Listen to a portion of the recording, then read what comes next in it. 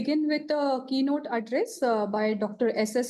Mantha, Honorable Chancellor and President of Ramdev Baba University, Nagpur, Maharashtra. I request Dr. Sunta Patil, Madam, Nodal Officer, AIU, AADC, to introduce Sir to everyone. Once again, very good morning to everyone, and we welcome all of you to this AIU program. Dr. S.S. Mantha sir is here with us. I will begin with an introduction before going into the topic. I am honored to have, we at KLE University are honored to have Dr. S.S. Mantha sir for this program. Thank you very much, sir, for accepting our invitation and for being here. We are truly honored for that. And I personally, I really feel blessed and honored to have to introduce you to our audience, sir. So here we have Dr. S.S. Mantha, Honorable Chancellor and President of Ramdev Baba University, Nagpur, Maharashtra. In an illustrious career of spanning for more than 40 years, Sir has held several important positions in academia and publications and public administrations. Dr. S.S. Mantha sir was a former chairman of National Regulator, that is AICTE, and implemented several e-governance initiatives and facilitated regulations over 6-year stint. Earlier, a professor of robotics, control theory and AI at VJTI, he now occupies emeritus chair. His work at IBM, Poughkeepsie, New York on Tivoli is also noteworthy. He has more than 280 publications in national and international journals and conferences besides authoring 3 books. He's the author of NEQF, that is now renamed as National Skill Qualification Framework, NSQF, and the regulations for blended learning. Sir was also a member of Karnataka Skill Development Authority and advisor to the government of Andhra Pradesh. He was a pro-vice chancellor of SNDT Women's University and a chancellor KL University, both of which he served for 3 years. Further, he served as a CEO of Mahapri Startup Knowledge Center, a government of Maharashtra company, for 1.5 years. He's also an adjunct professor at National Institute of Advanced Studies, NIAS, Bangalore, chairman of Technical Committee of National Cyber Safety and Security Standards, that is NCSSS, and an IT expert for the government of Maharashtra. Sir, we truly are honored to have you for our session, and I request you to take over the session deliver our keynote address for our audience. Over to you, sir. Thank you, and good morning to all the participants, and also for that kind introduction. So what I'll do is I have a presentation which I'll share with you, and we will talk of some of the issues that concern ranking and also some of the associated terminologies. So let me share my presentation. So we are looking at the importance of rankings. Rankings is also associated in some way to the accreditation and the quality process and their importance in achieving the institutional excellence. So that's the presentation for today. So we start off, first of all, thank you for the invitation. And we will need to keep in mind that quality, in higher education is the responsibility and the task of the institution concerned. There's nothing like external agencies trying to improve your quality and so on. It's the responsibility of the institution, the people inside, and so on. More than quality, it's the quality assurance that we are interested in. And some of these processes like accreditation or ranking, they just help you in creating some of the metrics that are required for quality assurance. So in future, more than ranking, more than accreditation, it will be quality assurance, which is the sum of regulations, structure, processes, and outcomes for improving the quality. More of quality assurance we will see sometime in this presentation later. And the third part is equally important, and that is meta accreditation or accreditation of accreditation. So there are several factors that define the quality process. Even when we talk about ranking, what does that ranking really mean? And in terms of quality assurance, what does that mean? So before continuing, we will look at some data. And the data is extremely important in defining any process. Institutional excellence is a high level of performance, effectiveness, and quality. And it involves strategic leadership, governance, human resources, financial management, innovation, adaptability, quality assurance, like I've been saying, customer focus, social responsibility, and continuous improvement. Now, whether it's ranking or accreditation or assurance or whatever you speak about, these factors, they make a big difference. How is the leadership? What is the governance structure? What are the human resources available? How are the finances managed? And so on. Innovation. How innovation is adapted into the curriculum, into the processes that the institution follows, and so on. Obviously, our customers are the students, the parents, the society, the industry, and so on. So what is the process from their perspective is also important. Now, once we set right these factors, then the ranking automatically happens. Then the accreditation automatically happens. And quality is the result of all that.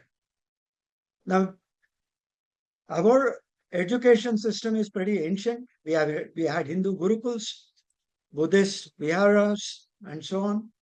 The earliest university was in 1857, Mumbai, Chennai, Kolkata, and so on.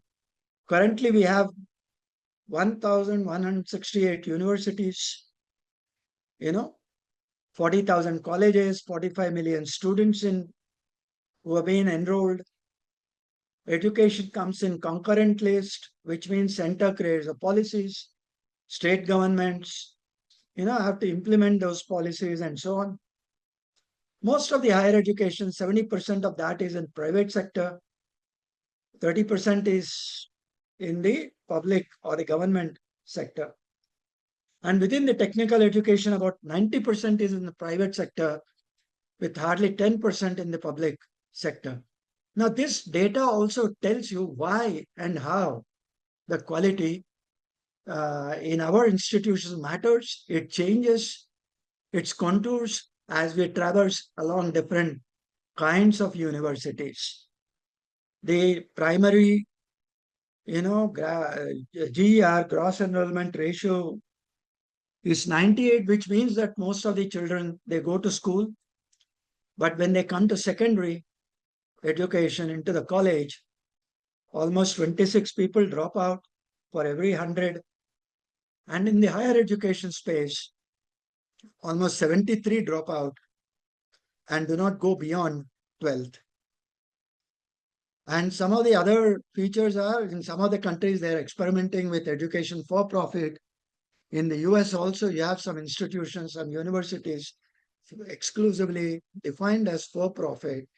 But in our country, it is not for profit. There is also online education. There is skill education besides all this. Now, this is the contour of our education system. And whatever quality we speak about, it has to be under these boundary conditions.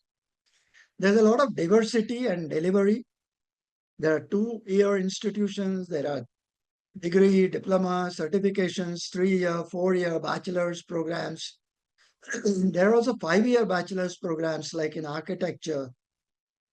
There are comprehensive institutions, technology institutions, research universities. There are innovation universities, single purpose, public, private, Section 25, Section 8, distance, online, language based, all kinds of, differences are there in the education, in the higher education system in the country. So therefore, whatever quality system we adopt, whether it's accreditation, whether it is ranking, whether it's, overall building of quality, we need to understand these dynamics of how our universities are made. And then we also have the National Education Policy of 2020 and how that affects our overall concerns of quality. For example, how we measure quality, how we define quality, how is the ranking made, and so on. There are some very unique features of our education system. First of all, I said it's in the concurrent list, which means the policies generally come from the central government, and the implementation part and certain amount of changes within the curriculum are also possible at the state level. There are massive numbers in this country. So therefore, a small percentage of that reflects in the higher education system as well. Though the percentage may be small, the numbers are very high. Almost 45 million students enrolled in the higher education system. We have affiliation, we have universities, unitary, which are single discipline universities. We have multidiscipline universities, autonomous with different structures. There are different examination systems. There are different funding patterns. There are all kinds of, changes, and those changes must be understood before we talk about how we build quality into the system. Of course, there are multiple challenges, and cost of education is a challenge. In 24, it was a challenge. In 25, we have just begun about 5 months into 25. The top issues are on, cost of education, workforce development, which means how do we provide employability skills, and do we have sufficient employment, and so on. So competency-based skills is very important, and how do we provide those competency-based skills, and so on. Most of the things that I'm talking about here are in some way coded into a quality process, whether it's accreditation, whether it's quality, whether it's ranking. There are differences between what accreditation is, what ranking is. We need to understand those differences before we actually talk about ranking. So there is accreditation, there is assessment, there is ranking, there is quality assurance. Besides this, there is skill-based education, leadership crisis. There are the leaders within our universities need to also understand the dynamics of our education system so that they become better leaders.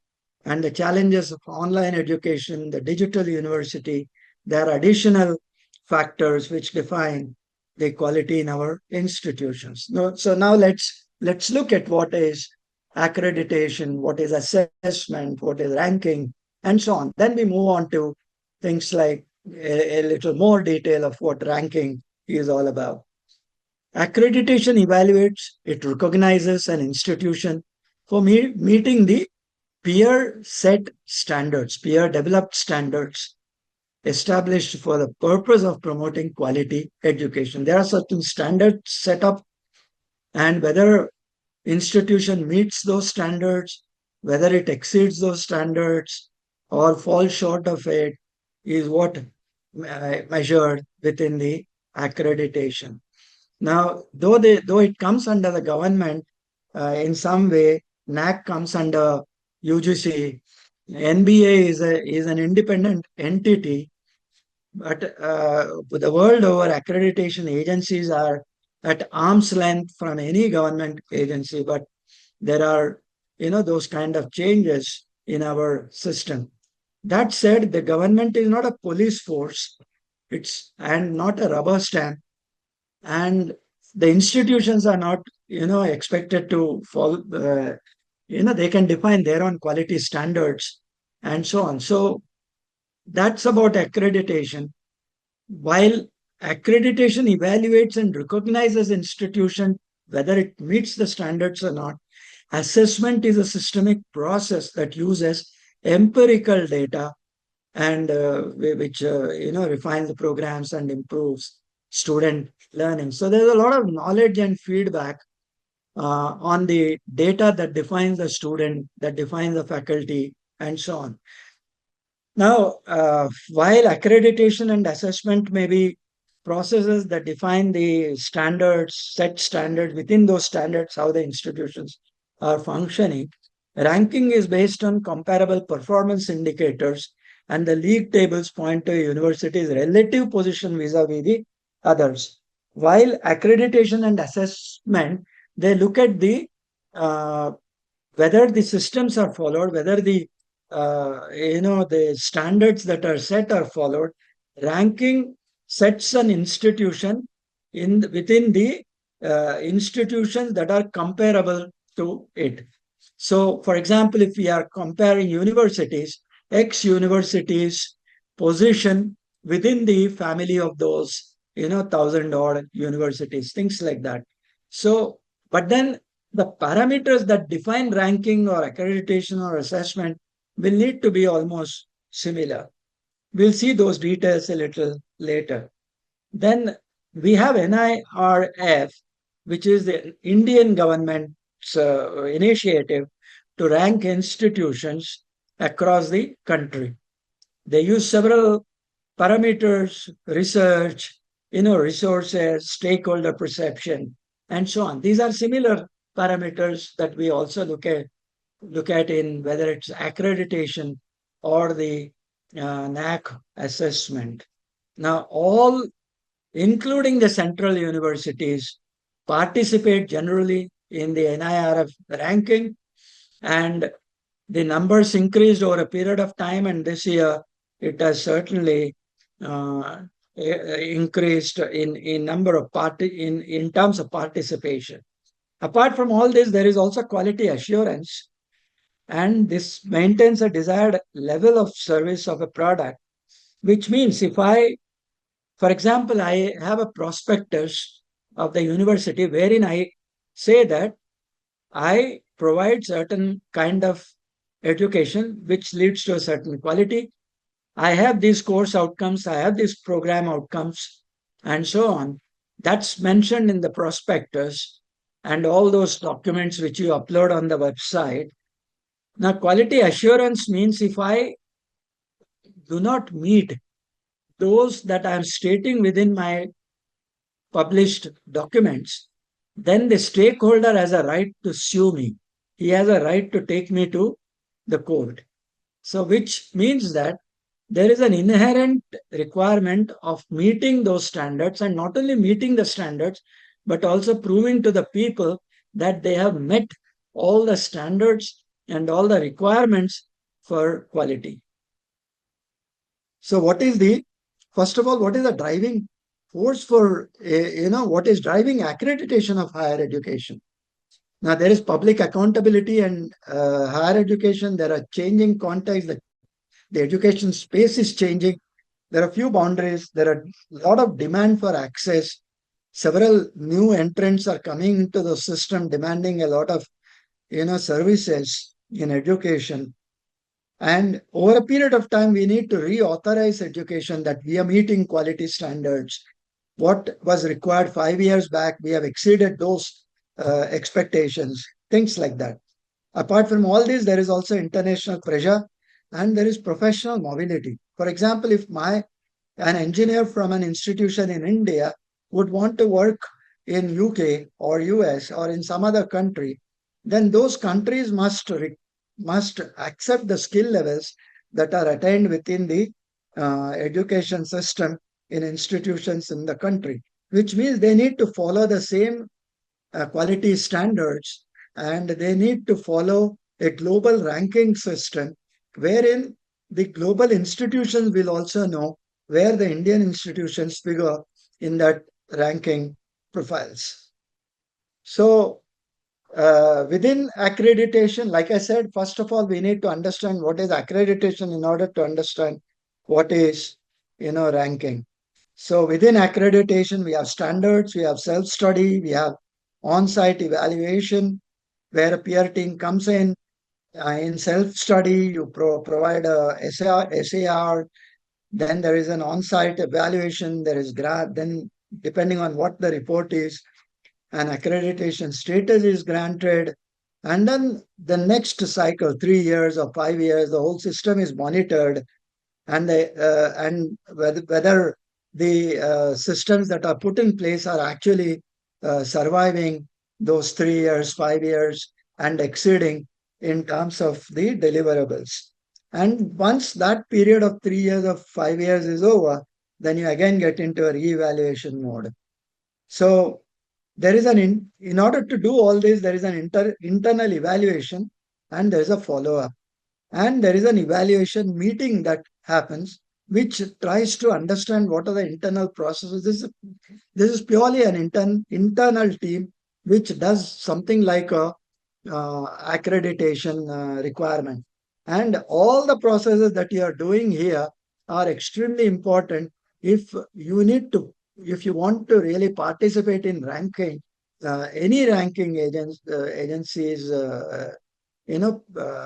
performance for that matter, whether it's NIRF or something else, you need to follow all these processes internally, set the boundaries within your system, and then look at the requirements of ranking and decide strategies to meet the ranking requirements.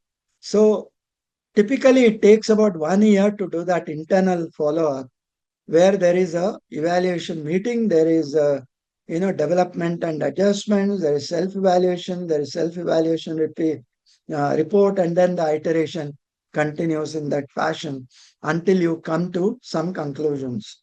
Then the same thing is done for the next 5 years, which is an external accreditation and follow-up. Similar things as an internal system follows there, and you get an accreditation report which actually tells you how you have performed in those 5 years. So obviously it has a lot of value. Both ranking or any quality method has a value to the school because it improves the quality, it improves the marketing, competitive edge, it provides financial aid opportunities. There are also value apportioned to the student.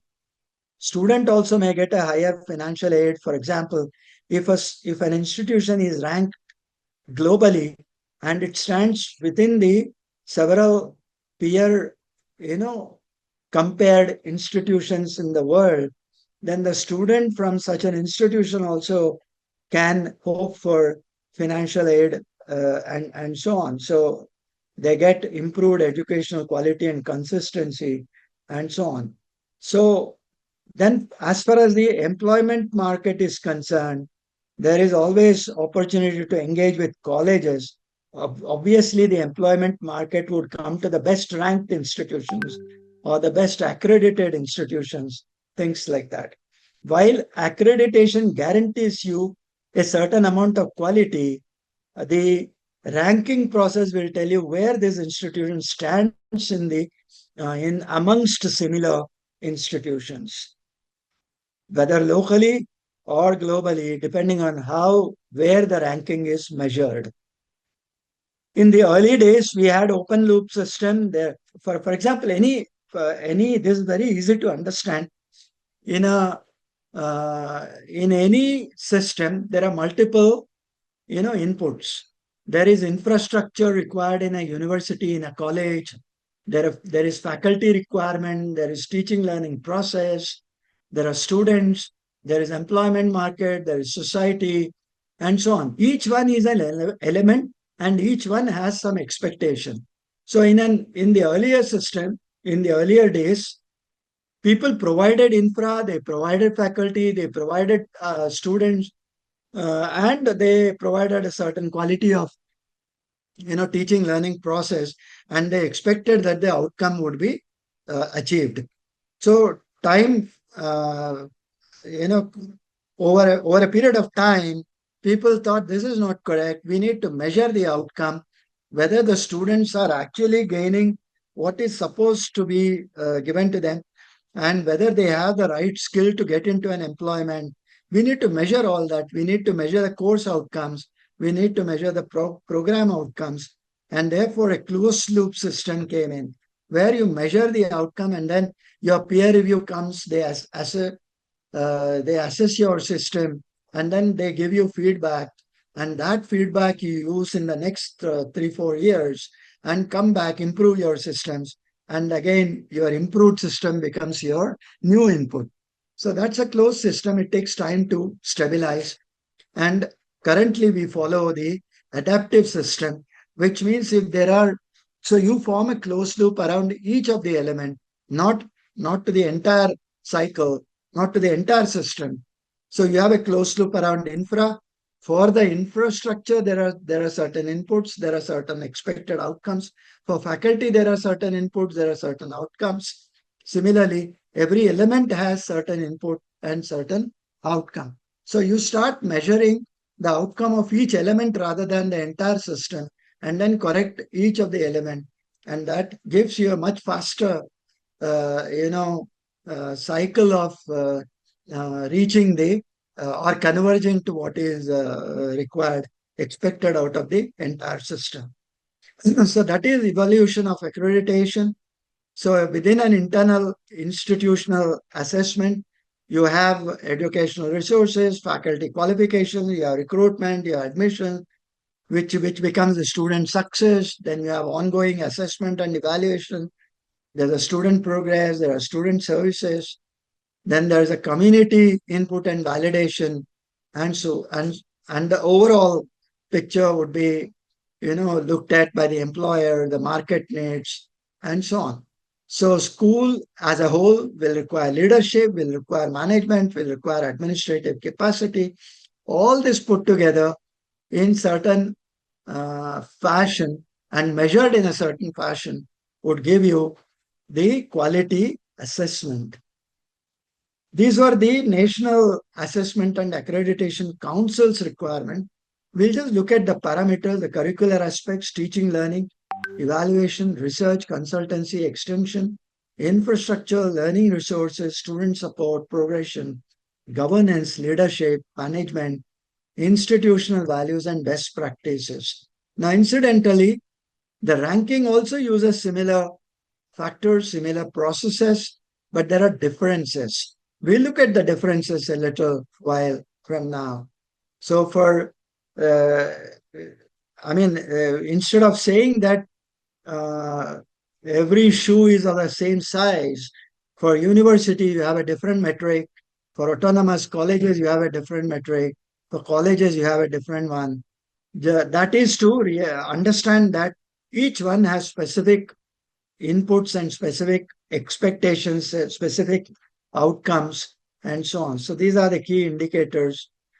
Now, the NAAC, by looking at till the last year, we have been looking at these parameters, but currently there's a new thought process that is coming in where the NAAC accreditation system is proposing, to replace the current scoring kind of system. Your 70% of that NAAC data is uploaded and evaluated for that 70%, and 30% is only the peer team and the peer understanding of the processes and so on. So that entire system, NAAC would probably want to replace with replace with a binary accreditation approach, categorizing institutions as either accredited or not accredited. Both have, you can critique both the methods. The earlier method that we currently follow, this binary accreditation procedure is still to be notified with the parameters and so on. So currently we are still on the earlier marking system. And therefore, the idea here is not to debate on what is right, what is wrong. We need to understand the subtle differences between the two and see how we can improve our institutions. Now, there are several subjective issues that come into scoring, and therefore, probably people are moving towards a binary approach. But binary approach itself may gloss over certain aspects of the quality measurement, and therefore there can be a critique for or against both the systems. Then further, the new process aims at accrediting institutions across 5 different levels, with level 5 representing global excellence. So probably over a period of time, depending on how the institution evolves in its various processes that build quality, the level would be decided. Now again, who gets level 5, who gets level 4, who gets level 3 can always be debated, like who has given how many marks in the earlier system and so on. So therefore, both the methods can be critiqued, and we need to understand not the critique part of it, but understand how we can improve our institutions within the frameworks that are available to us. So binary accreditation is, like I said, is accredited or not accredited. There are graded levels that I have shown to you. There are focus on outcomes and impact.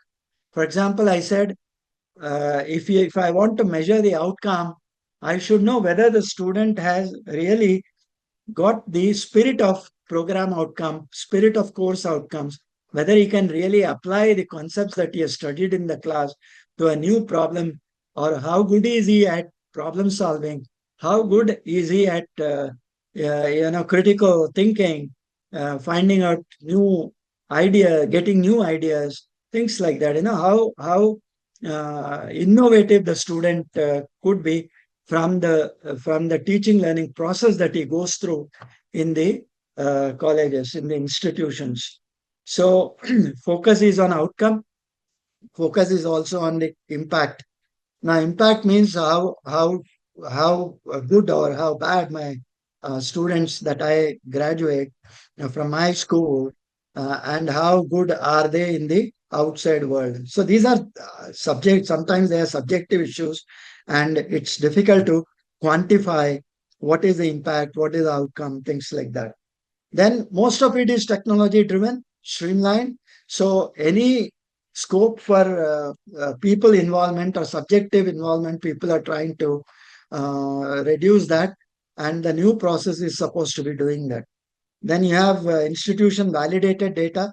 There are multiple sources where we upload data. So the systems, the databases would now talk to each other, figure out if there is a data mismatch. Like for example, an institution uploads certain data for NAAC, certain other data for NBA, certain other data for ranking, and then they end up, with different rankings which people can question.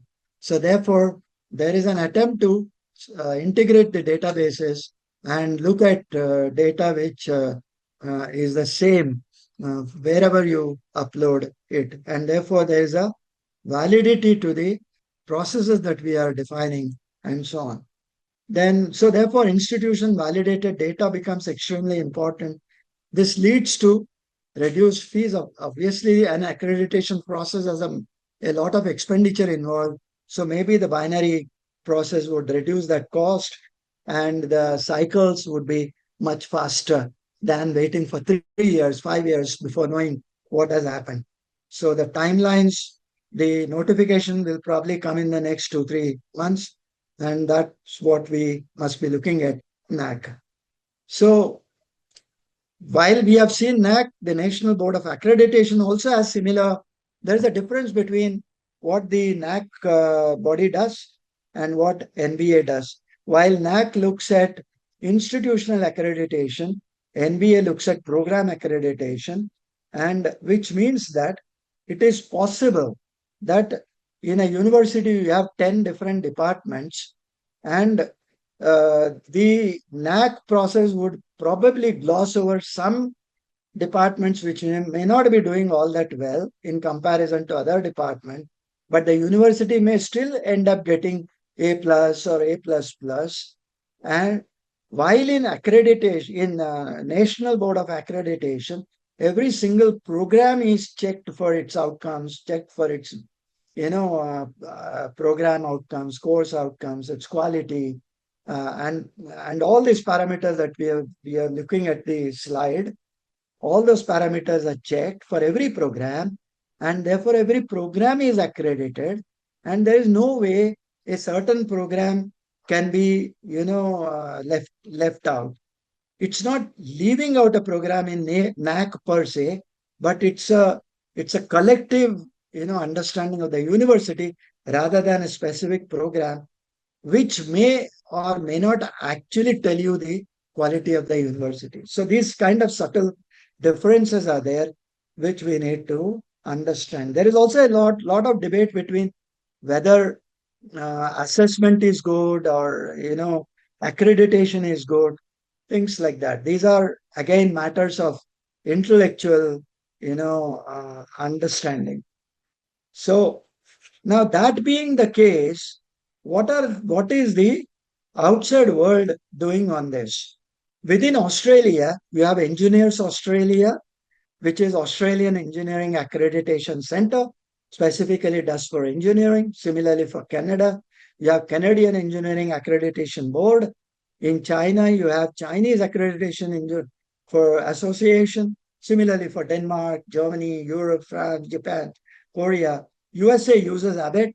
There are many institutions, universities in India, which are actually looking at a USA ABET, kind of accreditation board for engineering and technology. And many universities have actually got an ABET accreditation certification. Now, whether it's right, wrong, these are again debatable issues. Each one of this accreditation body, they follow a different methodology. They follow a different structure, and their outcomes are different. So therefore, again, putting them all in one basket and saying that they are all similar, and therefore NBA or NAAC has these subjective issues is not right. So they are all there in the world, and as an institution, as a university, one could understand their processes first before attempting to conduct a program within their institution or university. Most of the people would look at USA ABET standard and an Australian Engineers Australia standard, because they're more to do with, they measure the actual conceptual understanding of students, the way they seek the documents, and the way they look at implementing the parameterization of the entire process. That makes a big difference in how you inform the stakeholders of what the institution is doing. So therefore, I'm again not for a minute saying that ABET is good or Engineers Australia is good or NBA is not so good, things like that. The NBA's accreditation would suit our requirements. There are subtle differences between universities, between institutions, and so on. So therefore, we must understand the spirit in which the accreditation process is carried out, and maybe compare the programs so that the best is implemented within the institution or within the university. Then we have here, one second. Yeah. There are also Association to Advanced Collegiate School of Business. The earlier slide showed you for engineering. This slide tells you for business, if you are for your management schools, and so on. So there is ACSB, there is AQUIS, there is AMBA, triple accreditation processes, and so on. The theory is the same. These are all different methods available, followed by different countries. Whether we want to use them, it all depends on how competitive you want to be within the market. For example, most of the Indian universities, they also use AMBA, Association of MBAs, as an accreditation process, along with the National Board of Accreditation, NBA, for their management programs. Some of the institutions, they also use triple accreditation method, which, school means the individual program's curriculum exceeds the standards in place by the AMBA. So AMBA also has a certain set of requirement standards. NBA has certain standards. AACSB has certain standards. EQUIS has certain standards. So there is another system that puts all of this together and sets a benchmark which goes above all these systems. So there are multiple ways of looking at how to build quality within a system. Now let's look at global rankings, and you will find that something is very, very interesting in the next 3-4 slides. And you will understand the complexity of the whole process and how we should look at ranking in an institution, in a university. Now, like I said, there are multiple functions that a university has. There are predominantly universities which do research. There are universities which do predominantly teaching learning. They're extremely good teaching learning institutions. May not be so much as in research. There are very good universities which actually create products, processes. There are multiple patents. There are hundreds of good patents which connect with the institutions, which connect with the universities, and so on. There are universities where Nobel laureates are, there on the roll, which up the, the position of the institution of the universities, and so on. And there are multiple countries. There are good universities in every country, and therefore, in order to preserve that unique factor, that unique selling proposition, I won't use that in that selling context, but in a uniquely benchmarked position, one must look at these various global rankings. There is nothing like one global ranking is better than the other, or things like that. They all have different purposes, and we need to understand that purpose before making a statement. Let's look at some of the ranking systems that we have in the world. High impact universities. This is predominantly based on the research performance, and university research performance is the most important criteria. So teaching learning may happen, may not happen, but they are predominantly research institutions. Then you have Leiden ranking, which is Netherlands, and the Center for Science and Technology Studies in Leiden University. It maintains the European and worldwide ranking of the top 500 universities, which base their performance on the impact of Web of Science Index publications per year. So Leiden, there are universities which predominantly go for a Leiden ranking. Then there is a Newsweek, which is essentially a US-based system. The American magazine publishes a ranking of the top 100 global universities. Their selected criteria is ARW, and the Times Higher Education, Quacquarelli Simons rankings with the additional criteria of number of volumes in the library, and so on. So, like, if you're seeing this second column, it actually tells you that each ranking has a different set of parameters which are being analyzed. Now, the next is professional ranking of world universities, which is a Paris-based, organization. Now, what is happening here? Now, let's look at that.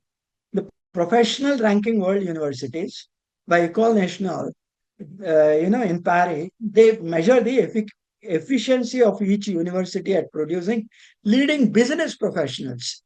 Like, for example, if we get 10 major companies whose CEOs or whose leaders in business have all come from a certain university, then that university must be really doing good in terms of setting up the new businesses for the nation. So therefore, professional ranking of world universities looks at how many business czars have been produced. The next is QS World University Rankings, and this looks at the world's top universities published annually since 2004. Now, along with academic ranking, the World University Rankings, QS Rankings is also recognized as one of the three main World University Rankings. Now, this is the way people have been looking at quality, and there are multiple parameters that a university must do. There are multiple expectations of a university, of an institution, of higher learning. Some of them have to be, not everyone can do research, not everyone can produce patents. So therefore, is it possible that we identify universities on the basis of number of patents they have, number of business jars that they produce, then the number of research publications that they do, their connect with the industry, or simply the best graduates are being produced from a certain university. So there are multiple ways of looking at these parameters. Now let's look at one more slide. The QS Asian University Rankings. Now there is a certain amount of criticism again here. While QS has a global ranking, QS also has an Asian University Rankings. Now why at all a university should be ranked on a global scale and then also in an Asian scale? So these are things which one could debate at an intellectual level, but then some of the reasons are obvious, and let's not get into the criticism part of it. But there is US Asian University Rankings as well. These are rankings for the Asian universities and not across the globe. Then you have QS Latin American University Rankings. This is again launched in 2011. And they use, now look at what is happening here. They use academic opinion of 30%, employer opinion of 20%, publications per faculty member, citations per paper, academic staff with a PhD, faculty-student ratio, and web visibility, 10% each as measures. I mean, one can always debate on why 30%, why 20% for publications, why 10% for faculty-student ratio. These are all evolved over a period of time and based on the academic needs of a university in a certain context and the standards that prevail in that country. So these are the differences that exist in rankings across the globe. Then you also have Reuters World Top 100 Innovative Universities. Now we all know Clayton Christensen described what is innovation.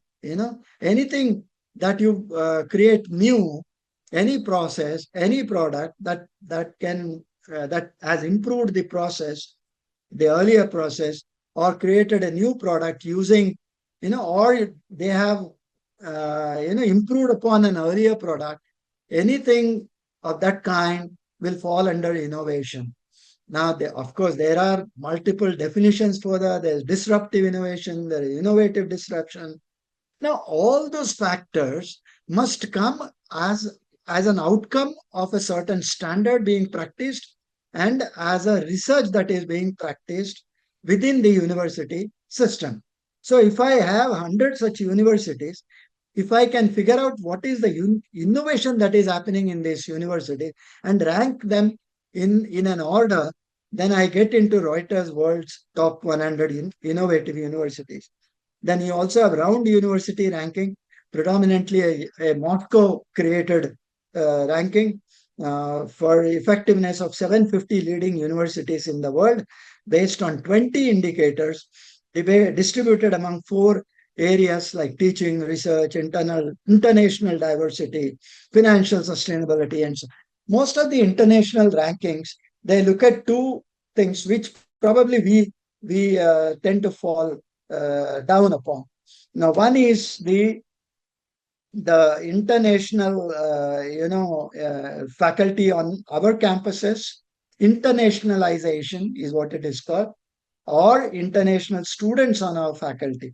It builds cultural diversity. It builds cross-functional ideas to come onto the university. And without the cultural dimension being very, very, evolved, a university will tend to be, inward looking. So therefore, many rankings, they look at what is the percentage of internationalization in a university. in an institution. Is it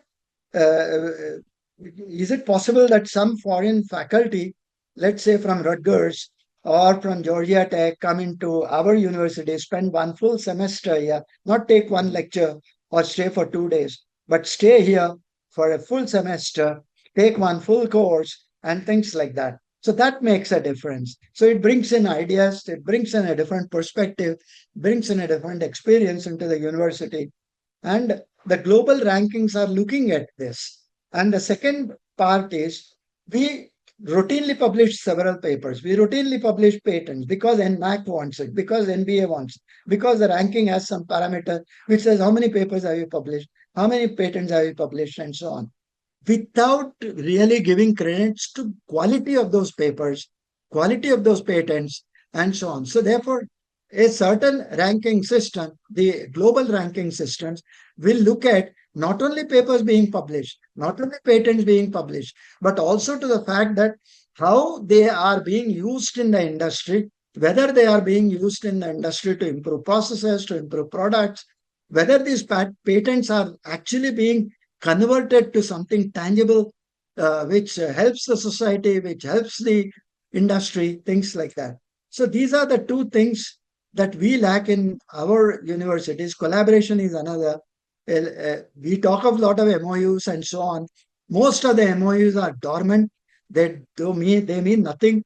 And the points that we write in MOU are most of the time mundane, and they don't really add any value. So therefore, real collaborations must create that value between a professor here, a professor there, a student here, a student there, must contribute to research in some form which adds to the value that the industry is looking at, things like that. So global rankings look at all these factors, and we need to understand which ranking would be useful to us in addition to the local requirements that we have.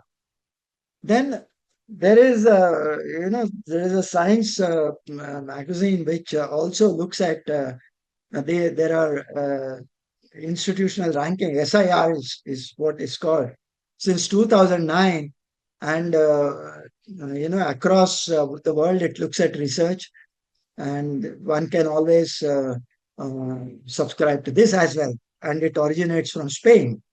There is Times Higher Education World University Rankings, a British publication, published the annual Times Higher Education QS World University Rankings in association with QS when they started off. Then they separated out. Now we have both of them looking at different aspects of higher education. They broke with the QS and joined Thomson Reuters to provide a new set of world university rankings called Times Higher Education World University Rankings. Then we have simply Times Higher Education World Reputation Rank, World Reputation Rank.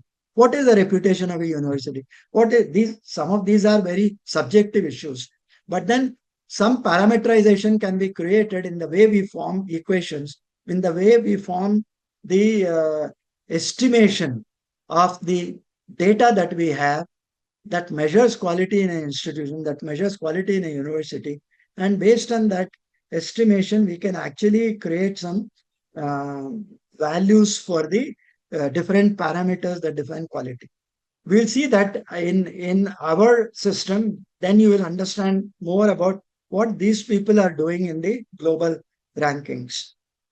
Then you have multi-rank system, which is a European Commission set up a global ranking system.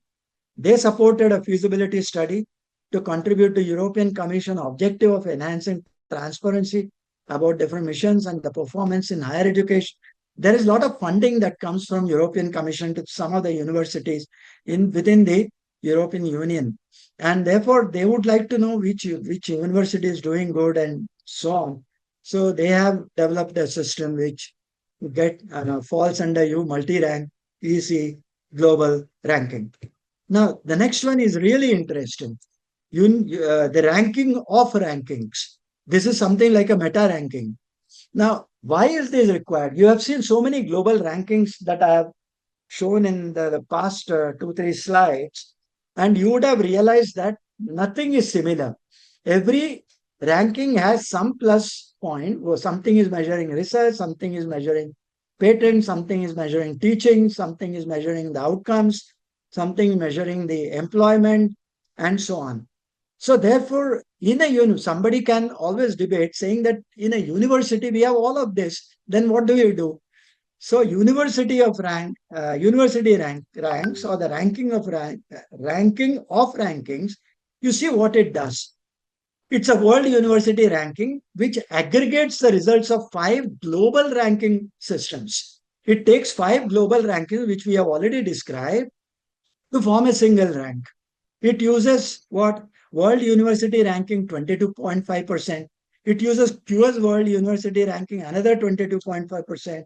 US News Best Global University another 22.5. ARWU, Association for Research in World Universities, another 22.5. Reuters World Top 100 Universities, about 10%. Adds all that and averages it out. And this is called the first edition of University Ranks, which was launched in 2017. It just goes to say that there are multiple systems. We need to recognize all the multiple systems. And if you are really interested, average it out. Do all the rankings and then average it out. Something like that. Of course, there are many more.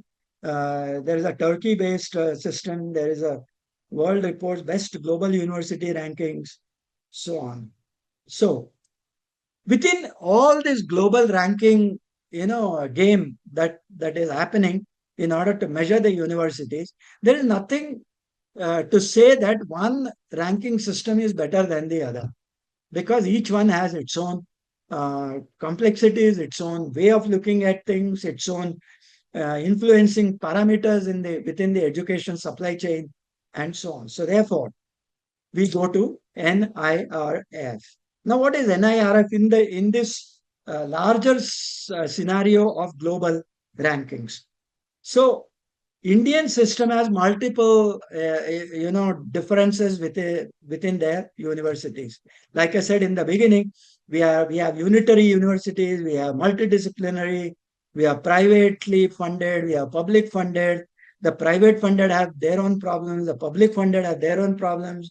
There are several vacancies in a public university. Some of the universities in the private sector, they don't pay proper salaries. They don't pay. There are a lot of restrictions, things like that. There are multiple changes, multiple differences in the way we operate our university. There are also autonomous institutions which get their certification from the affiliated university. There are some institutions there which give their own certification. There are deemed universities. There are deemed to be universities. The canvas is absolutely cluttered. Now, within that clutter, how do we measure quality and how do we rank institutions? How do we rank universities and so on?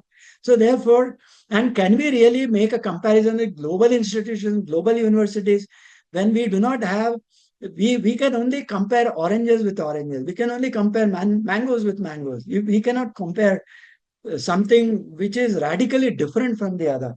So therefore, NIRF comes in, which says that let's look at our institutions, our universities, and we create a benchmark that is in sync with the global systems, but predominantly looks at some of these differences that we have within our system. So this is again a set of metrics for ranking and academic institutions, like I said, and a suitable metric computes the score under each subhead. There are multiple subheads, and the subhead scores are then added to obtain scores of each individual head. So first of all, you organize the parameters in broad heads with suitable subheads. So, and the subheads have appropriate weight distribution. Relevant data is needed to suitably measure the performance. Then you compute a score under each subhead. Then you, add all that in some fashion. Then, depending on similar institutions, you rank them within those similar institutions. So there is some, I'm not getting into the semantics of what is, most of you must have gone through this.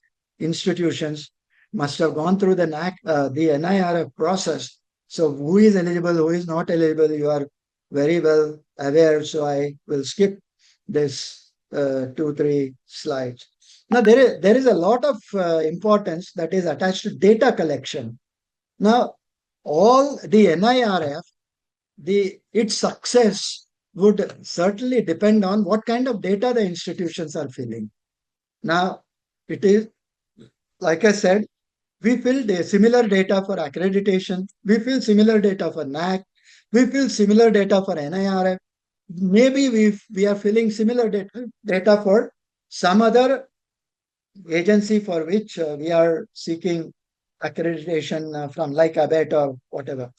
So, is it possible that if these databases of NAAC, of NBA, of NIRF, of anything else, they are not talking to each other, it is possible that I can submit data which is different for each of these applications, which means that there is a possibility that I am actually not representing the university in the correct light, nor the system is able to recognize my fallacy.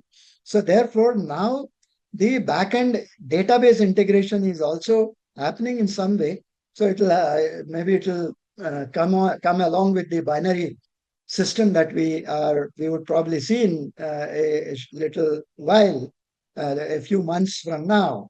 So data collection is extremely important. What data I upload is extremely important. I'll give you a small example after 2-3 slides of how we can do this. So then after uploading the data, there is a period when feedback is received, and then all institutions have to mandatorily host data submitted to India, the portal, and so on. So there is a data uploading. There is a period before which the data is checked. Maybe some visit will also happen if there is a serious breach of data gaming, and therefore later on, after the gradings are done, this same data is also kept on for the next 3 years, so that if someone has a question, they can always raise that. Now, so these are the ranking parameters for NIRF. Like I said, there are every global agency you have seen. I've shown you some 3-4 slides where they have multiple ranking parameters, which are obviously different for each ranking agency. For NIRF, they are teaching, learning, research, professional practice, graduate outcomes, outreach, inclusivity, perception.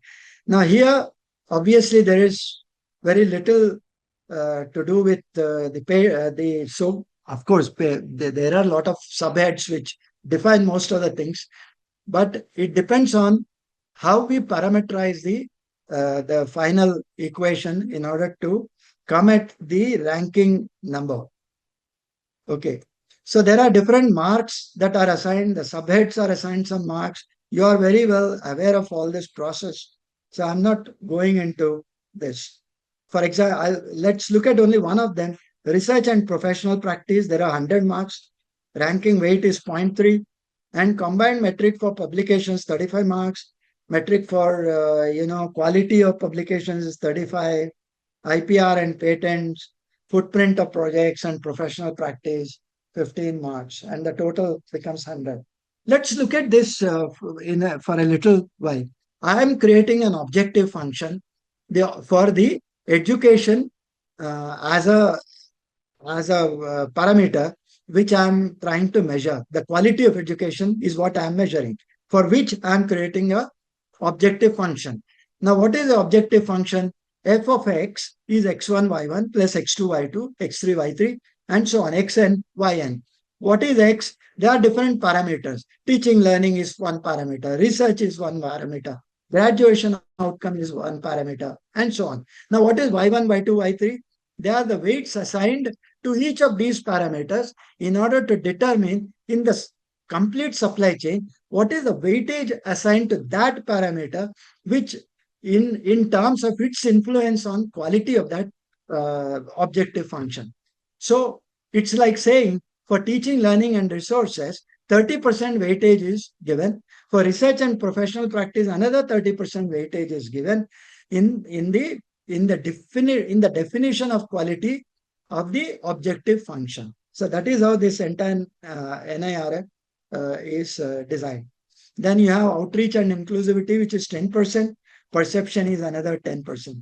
So if you look at it, 30, 30, 30, 60, 20, 80, and 90 and 10, which becomes total is 100%.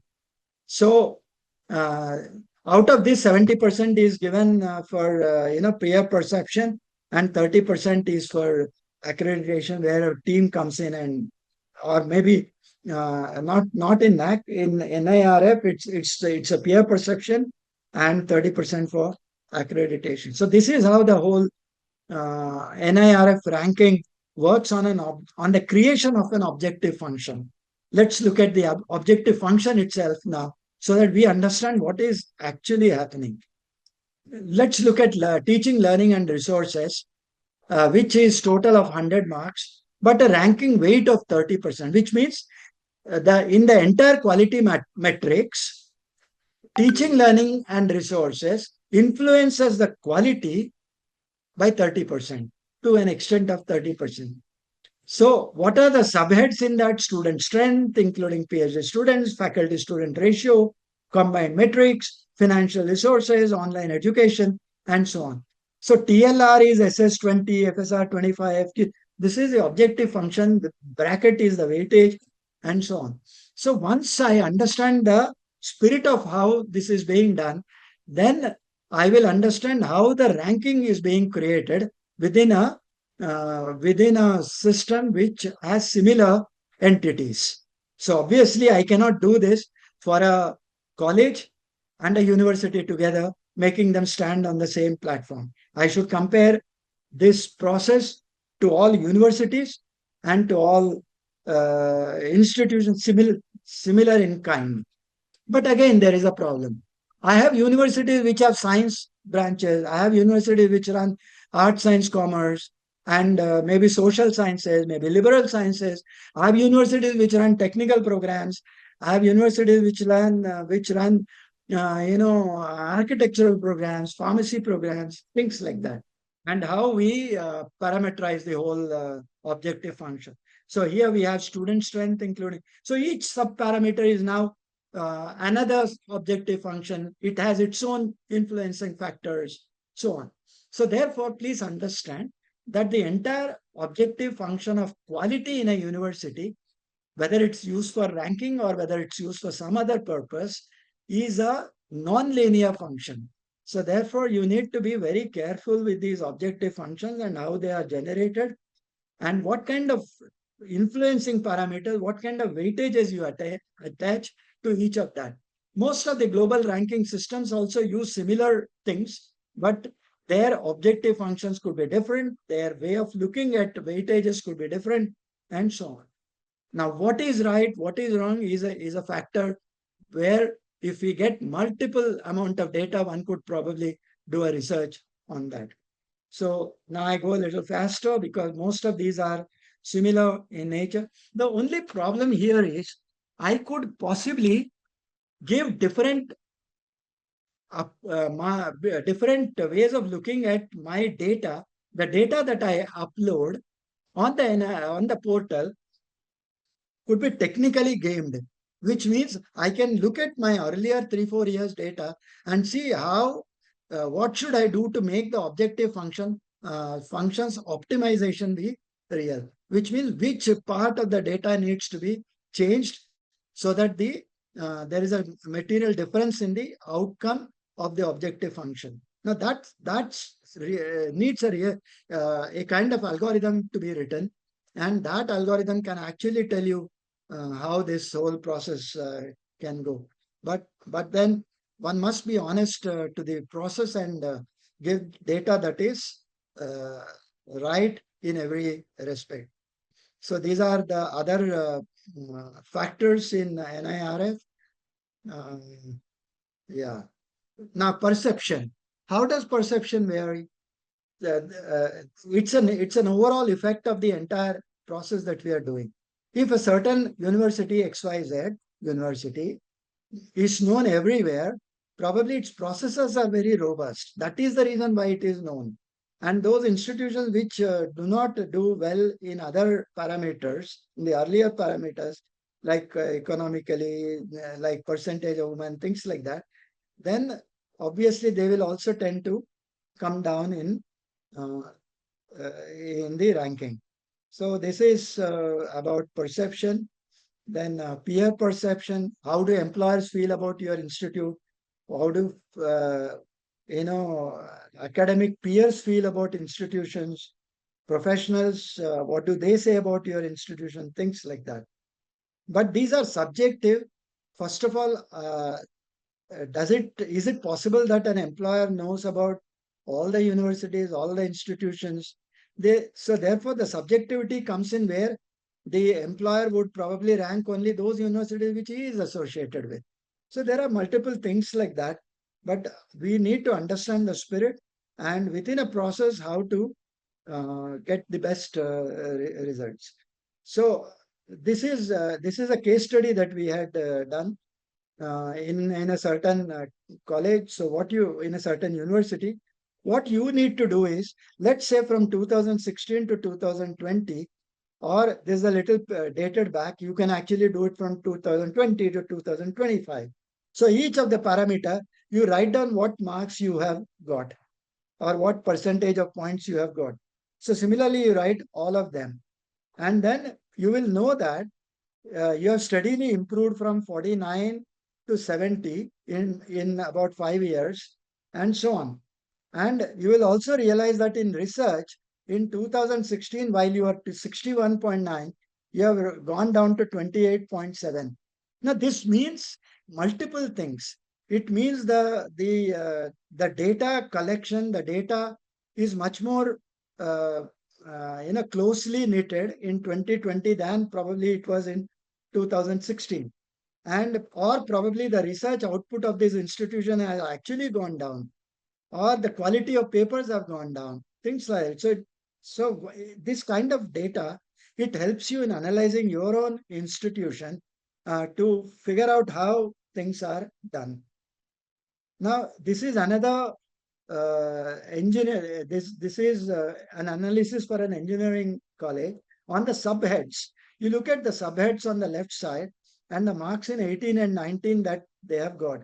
Again, you can do a similar work and figure out what needs to be done. Now, in the second column, if you see the teaching learning resources is 100 and you have for A20, B30, that's the maximum you can get. In 2018, against 20, you got 15.94. In 19, you got 14.47. What does this mean?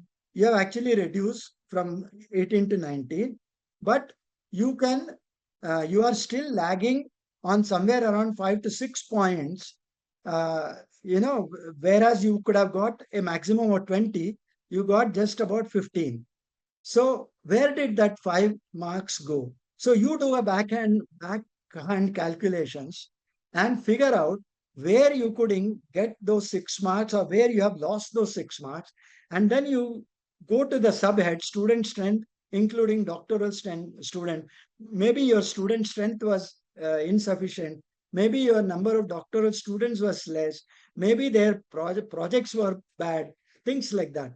So on each subhead, you can do an analysis and figure out, in order to get the maximum, what do I now have to do? And then improve your systems, And believe me, in one cycle, you will find that your institution is actually doing much better. So similar things are done in other parameters. So this is a university level ranking. For research, probably 35 marks is the maximum you can get. But in 2019, the marks this institution got was only 9.08. So where did the remaining 25 marks go? So you go back, figure out what research are you doing, what kind of publications are there, where are you publishing them, and so on. What are the outcomes of that, whether it can lead to patent, whether it can, things like that. There are multiple ways of checking out the quality of a research publication. So if you correct those systems, then 9.08, you could possibly expect it to increase. And somewhere over a period of time, you can realistically reach maybe 15, 20, things like that.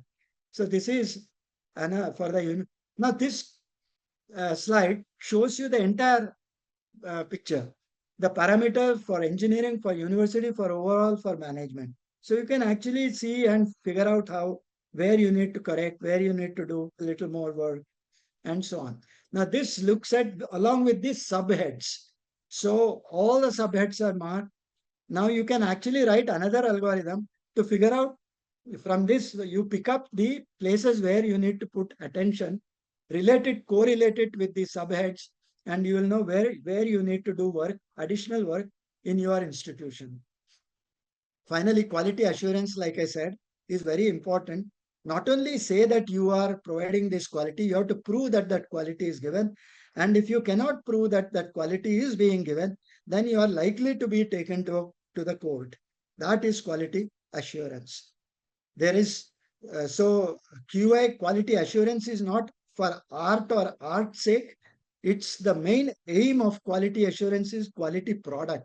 Your student must be good, and that student must have the outcomes that you have defined, must fit into the industry in the way he's supposed to deliver in the industry, and so on. So high class graduates, excellent science, innovation, efficient local social services, and so on. So therefore, ultimately, we come down to meta-accreditation to review the accreditation processes themselves and figure out what we need to do. So, for example, one such process has today taken us to the belief that maybe we need to look at binary accreditation and not the kind of assessment or accreditation that we are doing today. So this is meta accreditation. So thank you for the invitation and for your kind attention for all my saying. And I return back to the organizers. Thank you.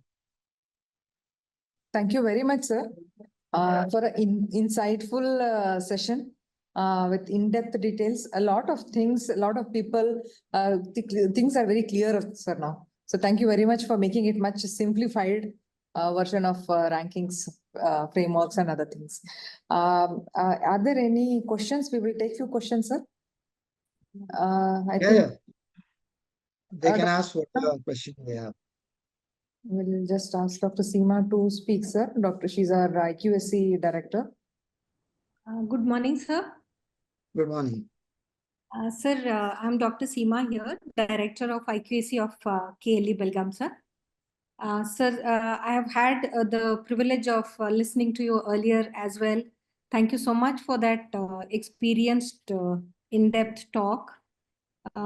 Sir, as you mentioned, we have been praised at certain levels, but of course we have taken it with a pinch of salt. And also there are areas where we did not do so well in NIRF data.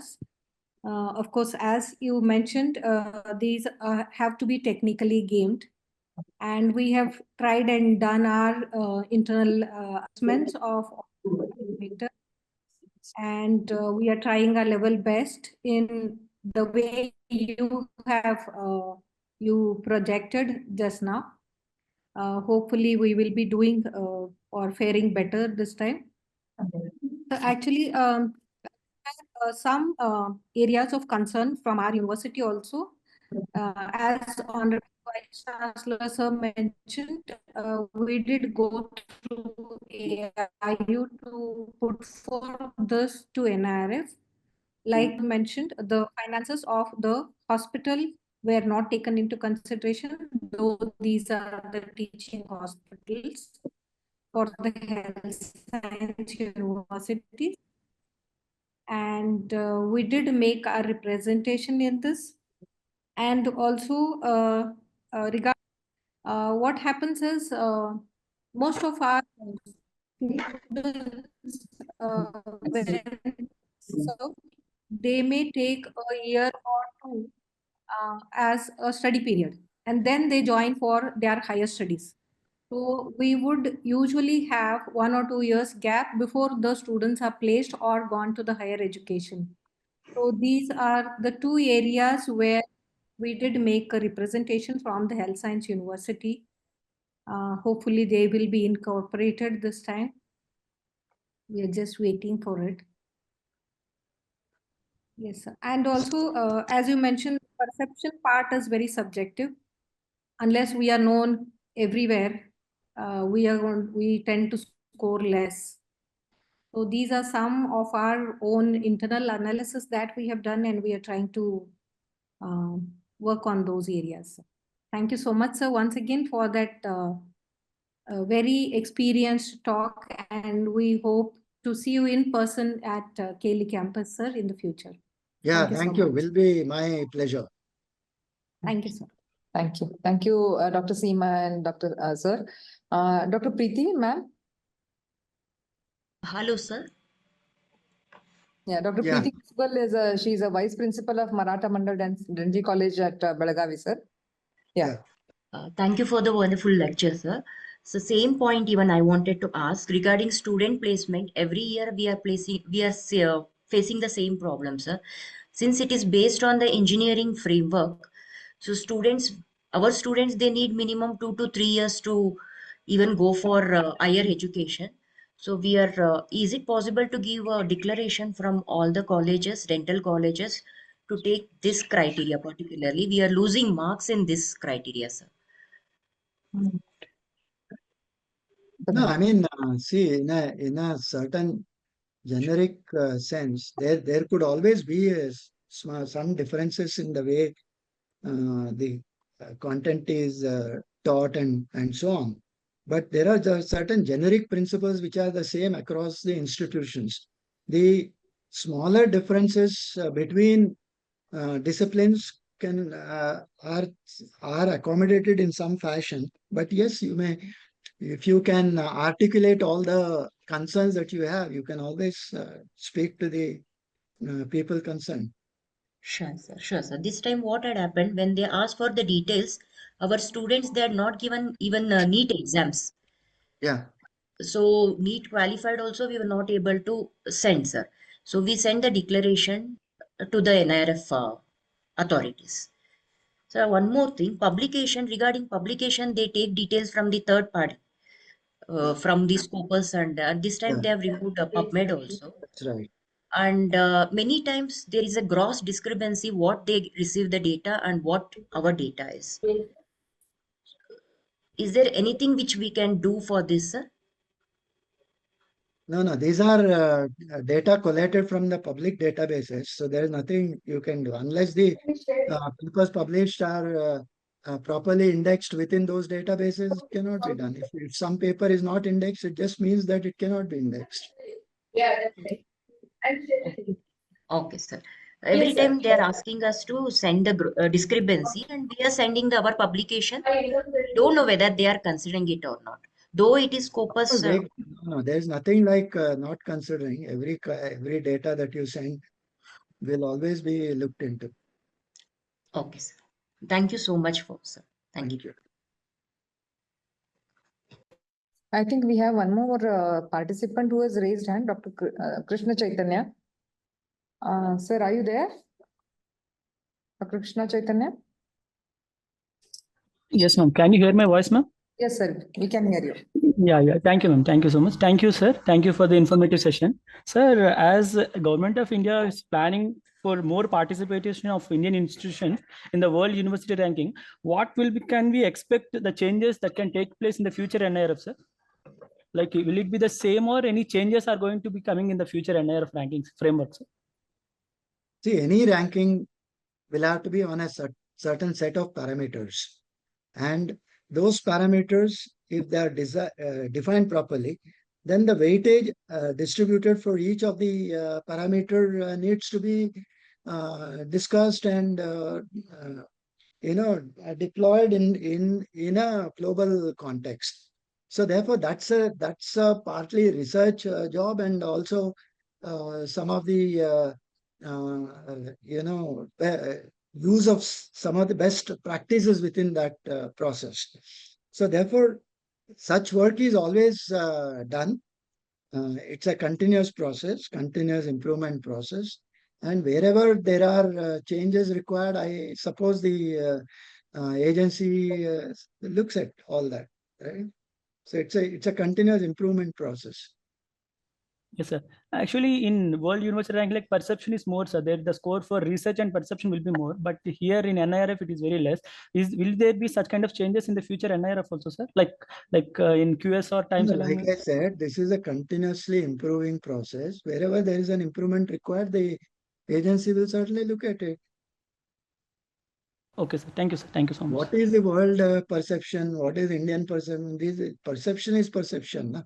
It has no further definition. Thank you, sir. Thank you, Dr. Krishna Chaitanya, sir. Thank you, sir. I think there are no any more questions are not there in the chat box or no one has raised. So we come to the conclude this session. We are immensely grateful to you, sir, for sharing your time, valuable time, your experiences, and your and on all the perspectives and details with us. Thank you very much, sir. Thank you. Thank you. My Thank you, pleasure. sir. Thank you, sir.